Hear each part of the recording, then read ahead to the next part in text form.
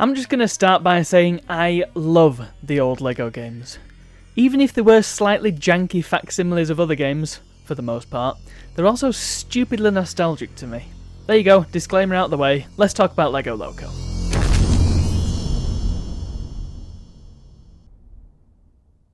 First of all, the intro sequence. What's happening here is a rendition of a player being an utter jerk to the townsfolk. Not only do they purposely send a high-speed train after two hapless individuals on a rickshaw, but they also relegate the only person smart enough to do anything about it to a life of misery and mushrooms. This is the sort of person who sets fire to sim houses and throws lemmings off cliffs. Is that Blackjack Hawkins? He must have retired from the whole pirating gig. Eventually the conductor saves the day by turning into a superhero. A bit like what we had yesterday, but it somehow makes a bit more sense.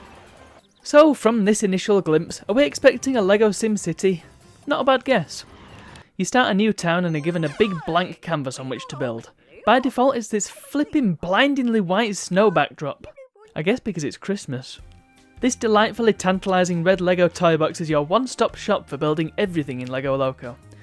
Buildings, pavements, train tracks, roads, trees, parks, fountains, volcanoes, LEGO ornaments. It's all here and it's all exciting stuff. And all snowy, because it's Christmas. It also goes to show how crap I am at building towns, but you know, it's LEGO. I care little. One bugbear I have here is that there are quite a few parts that overlap each other. You have crossroads, railway junctions, level crossings and other such frivolities. If you want to place one you have to clear some room first. You can't just plop these things down on top of other things. Or if you can, I can't work out how. Speaking of which, the eraser is extremely satisfying. Once you have your infrastructure in place, it's time to build some trains!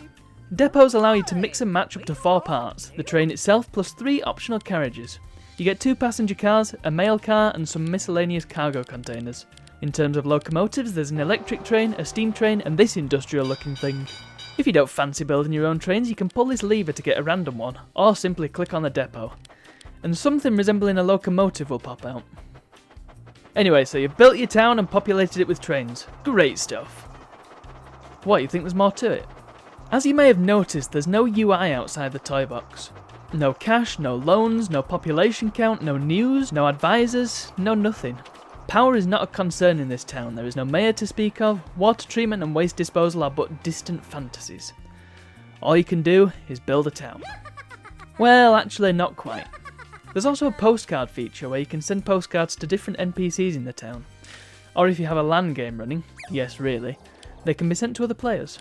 But what's on these postcards, you ask as you go by on the 8:15 to Dewsbury that's been delayed by half an hour? Well, whatever you want of course, this is a LEGO game after all.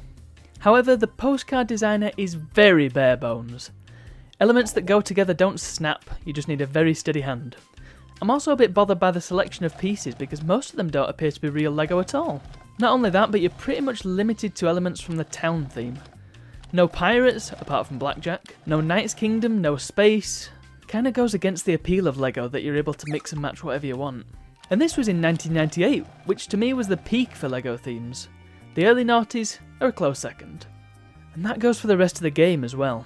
Not only the fact that you can only build town stuff, but the fact that you're very limited to what you can build in general. There are lots of buildings but only 3 or 4 of them actually do anything, and you're stuck with whatever real estate your current screen resolution affords you. I can only draw the conclusion that this is a bona fide edutainment game, made to help very young children understand the logistics of transport. For example, how to plan a town such that 2 trains don't collide with each other, road vehicles can get around easily, and there's plenty of space for pedestrians. But imagine if this game allowed you to build port towns and shipping. Imagine if you could make airports and helipads.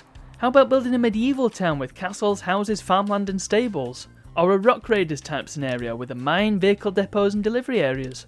You could even have a spaceport town with UFO landing pads and space police offices. Man, the possibilities. And something like that would go much further, to my mind, to teach children about town planning. And each one could viably have a train or train substitute of some kind. Hell, it's LEGO, even mix and match them if you want. What I'm asking for, basically, is a LEGO Anno 2070, without the worries of cash flow or keeping your citizens happy. Just the logistics and production side of things. That would be an excellent game. As it stands, LEGO Loco is just a bit dull for a grown adult like me. But I loved it as a kid, so who am I to argue? Verdict? He never paid it off.